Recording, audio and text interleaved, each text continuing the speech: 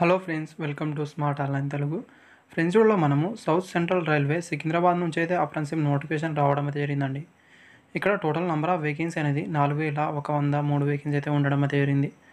Online అనేది start అవడం అయితే జరిగిందండి. అండ్ లాస్ట్ డేట్ అనేది ఇక్కడ జనవరి 29 వరకు అయితే అప్లై అనేది మీరు చేసుకోగలరు. ఇక్కడ ప్రాసెస్ మనమైతే ఎలా అప్లై చేయాలి, ప్రాసెస్ ఏంటని చెప్పడం అయితే జరుగుతుంది. మీరు ఒకవేళ నోటిఫికేషన్ చూసుకోకపోతే నోటిఫికేషన్ చూసుకోండి ఫ్రెండ్స్. సో గైస్, మీరు ఇక్కడ అప్లై చేసుకునే ముందు అయితే మీరు ఇన్స్ట్రక్షన్ చూసుకోవాల్సి అయితే ఉంటుందండి.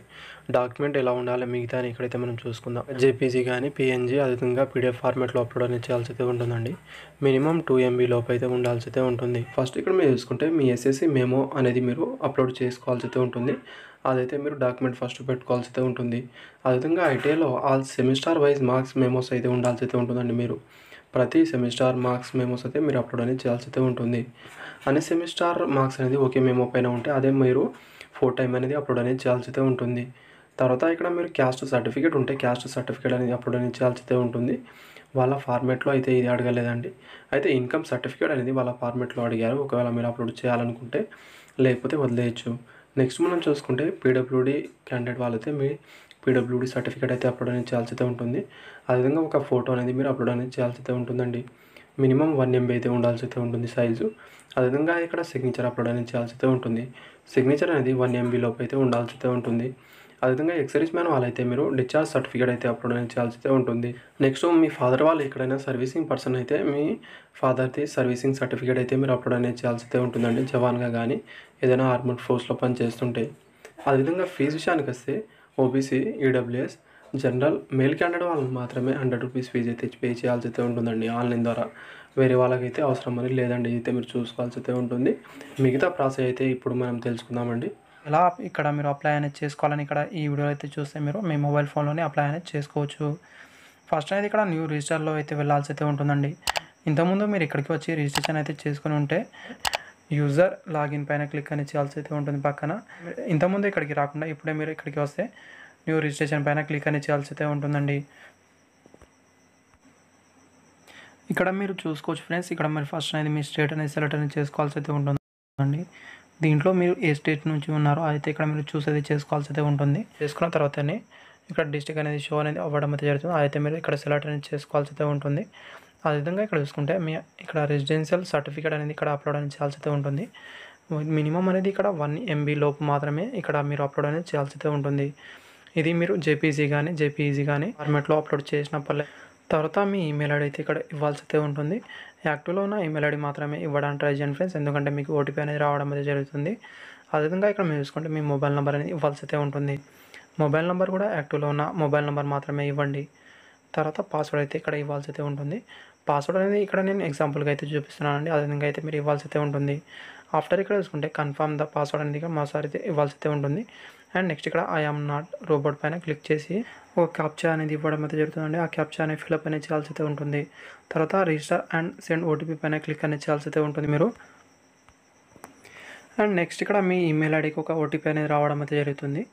ఆ తర్వాత ఓటీపీ ఇక్కడ ఇచ్చిన తర్వాత సబ్మిట్ ఓటీపీ పైన క్లిక్ చేసి ప్రొసీడ్ టు అప్లికేషన్ ఫామ్ పైన క్లిక్ అనేది చేయాల్సి అయితే ఉంటుంది మీరు. అండ్ నెక్స్ట్ ఇక్కడ మీరు చూసుకుంటే మీ కమ్యూనిటీ అనేది ఇక్కడ సెలెక్ట్ అనేది చేసుకోవాల్సి అయితే ఉంటుందండి. ఫస్ట్ ఇక్కడ మీరు కమ్యూనిటీ అనేది సెలెక్ట్ అనేది చేసుకోండి. ఆ తర్వాత ఇక్కడ మీ డేట్ ఆఫ్ బర్త్ అనేది ఇవ్వాల్సి అయితే ఉంటుంది. ఫస్ట్ డేట్, అదేవిధంగా మంత్, ఆ తర్వాత ఇయర్ అని ఇక్కడ అయితే సెలెక్ట్ అనేది చేసుకోవాల్సి అయితే ఉంటుంది. ఎడ్యుకేషన్ క్వాలిఫికేషన్ అయితే ఇక్కడ మీరు ఫిల్అప్ అనేది చేయాల్సి అయితే ఉంటుందండి. ఫస్ట్ 10th డీటెయిల్స్ అనేది ఇవ్వాల్సి అయితే ఉంటుంది. బోర్డ్ అనేది ఇక్కడ చూసుకుంటే board of secondary education Andhra Pradesh, Telangana ఇక్కడ ఇవ్వాల్సి అయితే ఉంటుంది. తర్వాత పాసింగ్ ఇయర్ అని ఇక్కడ ఇవ్వాల్సి అయితే ఉంటుంది. తర్వాత ఇక్కడైతే మీరు చూసుకోవచ్చు టోటల్ మార్క్స్ అయితే అడిగారు. టోటల్ మార్క్స్ దగ్గర మీకు ఇక్కడ మార్క్స్లో ఉంటే మార్క్స్లో ఇవ్వచ్చు, లేదా మీకు ఇక్కడ జీపీఏ గ్రేడ్ పాయింట్లో ఉంటే కూడా మీరు గ్రేడ్ పాయింట్లో అయినా ఇవ్వచ్చు. ఎలాంటి ప్రాబ్లం అయితే లేదండి. అదేవిధంగా ఫస్ట్ టోటల్ మార్క్స్ దగ్గర అయితే టోటల్ ఎన్ని గ్రేడ్ పాయింట్లు ఉంటే మీకు అనేది అది ఇవ్వండి. ఒకవేళ మీరు గ్రేడ్లో ఉంటే, లేకపోతే ఒకవేళ మార్క్స్లో ఉంటే మార్క్స్లో కూడా ఫిల్అప్ అనేది చేయండి.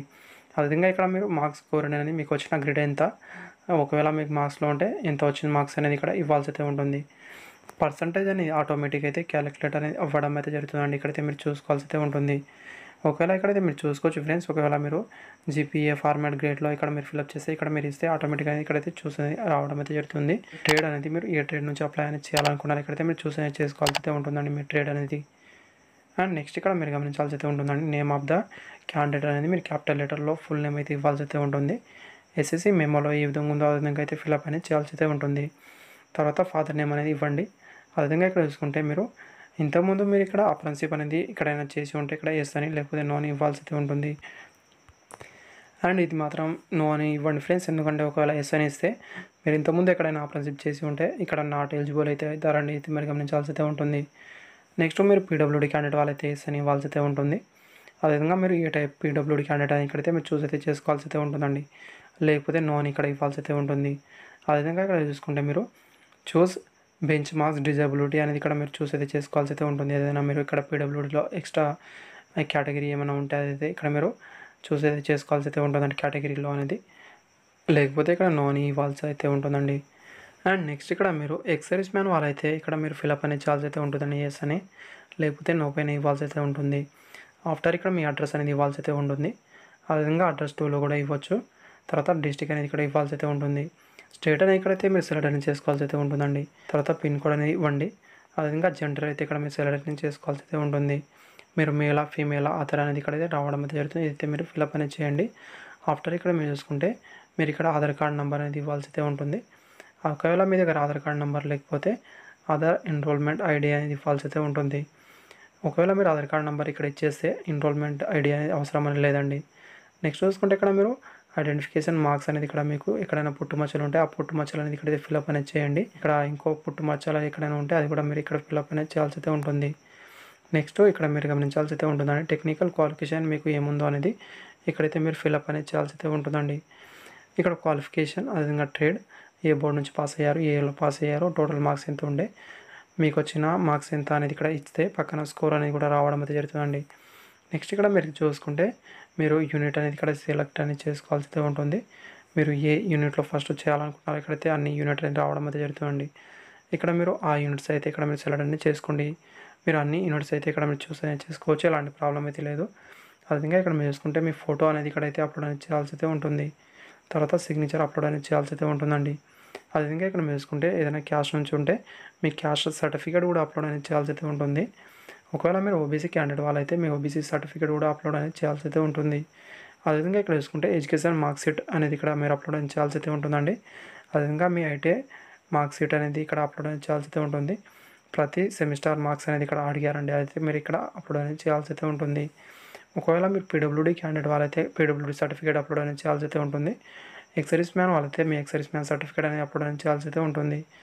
మీ అప్రెంటిస్‌షిప్ రిజిస్ట్రేషన్ ఇక్కడ ఫామ్ అనేది అప్లోడ్ అనేది చేయాల్సి అయితే ఉంటుందండి. అప్రెంటిస్‌షిప్ మీరు రిజిస్ట్రేషన్ చేసుకునేటప్పుడు ఆ రిజిస్ట్రేషన్ ఉంటుంది కదండి, ఆ ఫామ్ అనేది ప్రింట్ తీసి ఇక్కడ మీరు పీడిఎఫ్ ఫార్మాట్లో అప్లోడ్ అనేది చేయాల్సి అయితే ఉంటుంది.